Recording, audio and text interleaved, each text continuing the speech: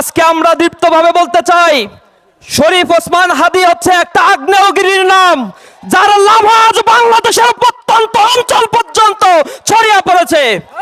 শরীফ ওসমান হাদী আধিপত্যবাদের বিরুদ্ধে যেভাবে উচ্চকণ্ঠে, স্বৈরাচারের বিরুদ্ধে যেভাবে দাওয়া বাজিয়েছে, তা জুলাই বিপ্লবীদের রক্তে আগুন ধরিয়ে দিয়েছে। সুতরাং আমরা বলতে চাই, ওসমান হাদীকে তারা হত্যা করেছে, যাকে তারা আক্রমণ করেছে, অনতি বিলম্বে এই ফ্যাসিবাদের দোসরদের গ্রেফতার করতে হবে। শরীফ ওসমান হাদী ভাইয়ের উপরে যে হামলা হয়েছে, আপনারা জানেন, এই হামলার পর থেকে বাংলাদেশের প্রত্যন্ত অঞ্চলগুলোর মানুষেরা শরীফ ওসমান হাদী ভাইয়ের জন্য আল্লাহ রাব্বুল আলামিনের কাছে কায়মানুবাক্যে প্রার্থনা করছে। এই হাদী আমাদের বাংলাদেশের জন্য খুব বেশি এখন প্রয়োজন।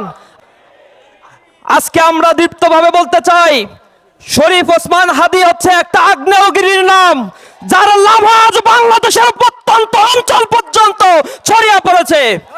শরীফ ওসমান হাদী আধিপত্যবাদের বিরুদ্ধে যেভাবে উচ্চকণ্ঠে, স্বৈরাচারের বিরুদ্ধে যেভাবে দাওয়া বাজিয়েছে, তা জুলাই বিপ্লবীদের রক্তে আগুন ধরিয়ে দিয়েছে। সুতরাং আমরা বলতে চাই, ওসমান হাদীকে তারা হত্যার চক্রান্ত করেছে, যাকে তারা আক্রমণ করেছে, অনতি বিলম্বে এই ফ্যাসিবাদের দোসরদের গ্রেফতার করতে হবে। স্বরাষ্ট্র মন্ত্রণালয়ের দৃষ্টি আকর্ষণ করছি, তিনি আজও এখনো পর্যন্ত কার্যকর কোনো পদক্ষেপ গ্রহণ করতে পারেন নাই। প্রশাসনে কোটি কোটি জনশক্তি টাকা এখানে বিনিয়োগ করা হয়েছে, অথচ কার্যকরভাবে ফ্যাসিবাদ নির্মূলে যে ধরনের উদ্যোগ গ্রহণ করার দরকার ছিল তা আমরা দেখতে পাইনি। জুলাই পরবর্তী যে সকল নেতা কর্মী এবং সন্ত্রাসী আওয়ামী ফ্যাসিবাদকে গ্রেফতার করা হয়েছিল, তার অধিকাংশকেই আজ মুক্ত করে অস্ত্রের চোরাচালানির মাধ্যমে তারা আজ সন্ত্রাসীর স্বর্গরাজ্যে পরিণত করেছে।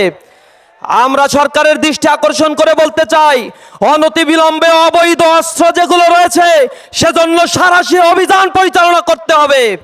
বাংলাদেশে আগামী যে সংসদ নির্বাচনের ঘোষণা দেওয়া হয়েছে, সেই সংসদ নির্বাচনের জন্য একটি লেভেল প্লেইং ফিল্ড গঠনের জন্য এখন থেকেই সরকারকে জনগণের আস্থা অর্জনের চেষ্টা করতে হবে।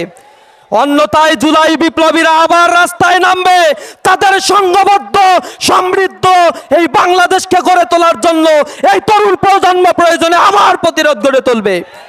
সকলের কাছে উদাত্ত আহ্বান জানাই, আল্লাহ রাব্বুল আলামিনের কাছে আমরা দোয়া করব, ইনশাআল্লাহ আমাদের বিশ্বাস, কোটি প্রাণের বিশ্বাস, সবাই আল্লাহর কাছে দোয়া করছে শরীফ ওসমান হাদী ফিরে আসবে এবং তিনি সুস্থ অবস্থায় আধিপত্যবাদের কারাগ্রাস থেকে এ ভূখণ্ডকে মুক্ত করার জন্য লড়াই চালিয়ে যাবে ইনশাআল্লাহ। প্রিয় সংগ্রামী বন্ধুগণ,